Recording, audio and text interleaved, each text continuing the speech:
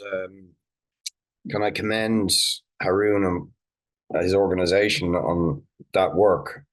And certainly from the Irish end, I will follow that up uh, and ascertain what exactly the Irish government intends to do about it. Um, I think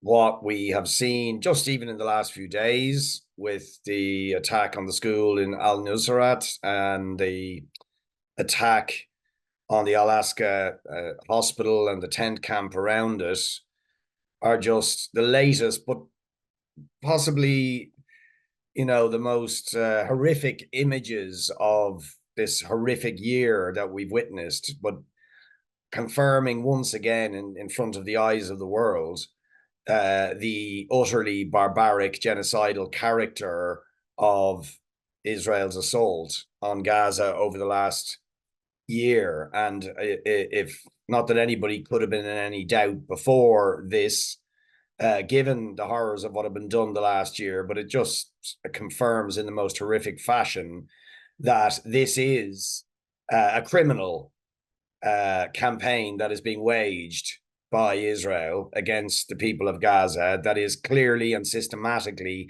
targeting innocent people, men, women, and children, schools, hospitals, vital infrastructure, the infrastructure necessary to sustain human existence. And that this is a textbook example of both genocide and ethnic cleansing and the commission of just about every crime, war crime, and crime against humanity that is imaginable.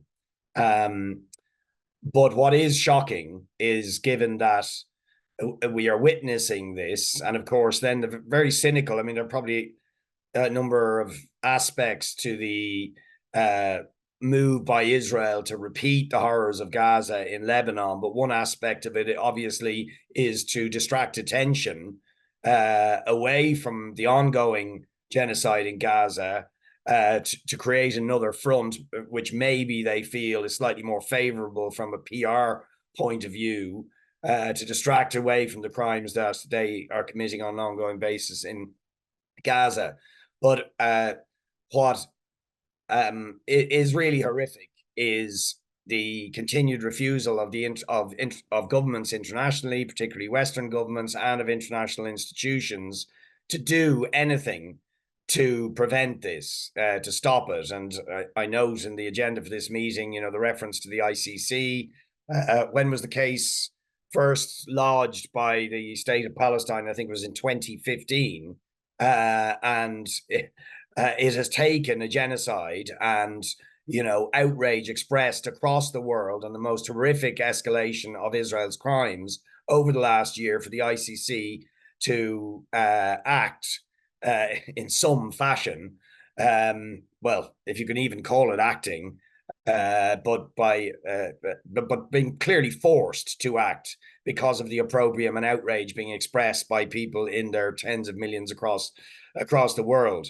And that sort of double standard and failure to act, and essentially it's that failure to act that has given Israel the confidence to continue its crimes. It gives it the belief that there is literally no atrocity, no crime that it can't get away with because nobody's going to do anything about it. And in fact, some of the most powerful states in the world, most notably the United States, Germany, many Western states, will continue to provide them with the means to commit these crimes, the weapons to commit these crimes, and will do absolutely nothing to sanction them or to deter the further commission of these crimes.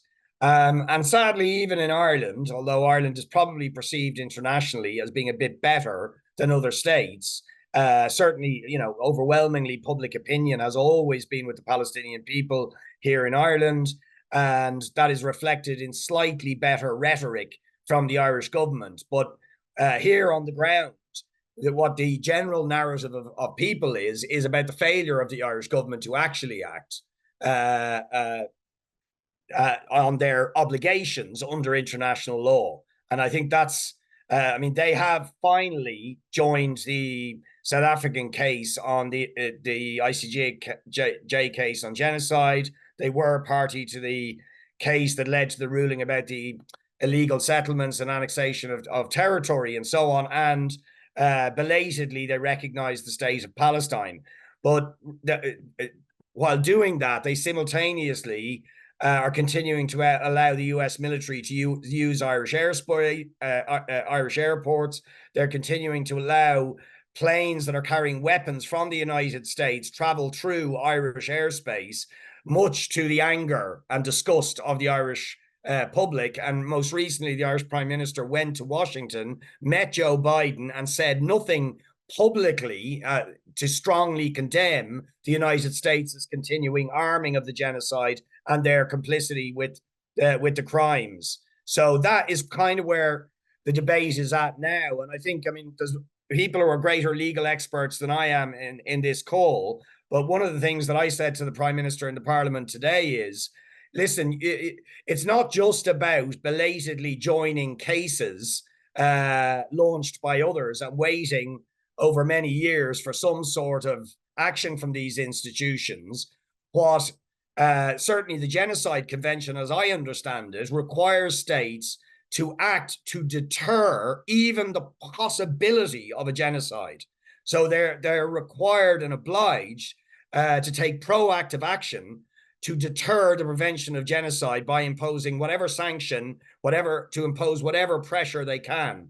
They're not doing it. And one of the excuses the Irish government have used is, well, that they're tied into EU foreign policy and they can't act unilaterally.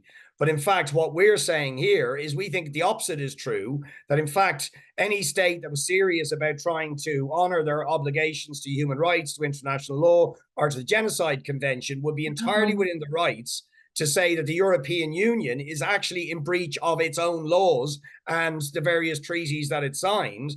In fact, there's probably seems to me a case for suing the European Union for breaking its own rules.